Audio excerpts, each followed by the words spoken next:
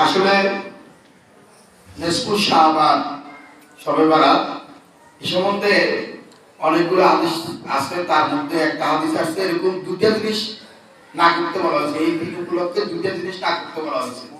একটা হলো কুফর, শিরক করা, শিরক, আল্লাহর সাথে শিরক করবে না। আল্লাহ বলছে আজকের দিনে মাফ করে দিবে দুইটা কাজ না করলে। এক নাম্বার হলো শিরক করা যাবে না, আল্লাহর সাথে কারো সমমনা করা যাবে না, এই শিরক। দ্বিতীয় হলো হিংসা, এই হিংসা থাকতে পারবে না, মানে ভাই ভাই হিংসা, ভাই বোনের হিংসা, চাচা জেলা হিংসা, আপনি অনেক পারেন আমি পারি না, আপনি পারেন না আমি পারি, হিংসা, এই দুইটা জিনিস যে করতে পারবে না আজকে রাত্রে আল্লাহ তাকে মাফ করে দিবে। আমরা কি সবাই মাফ করতে চাই? আর করে বলতে চাই নাকি? আলহামদুলিল্লাহ। এখন আমাদের ইয়ামিন একদিন আতে রাসূল পেশ করবে।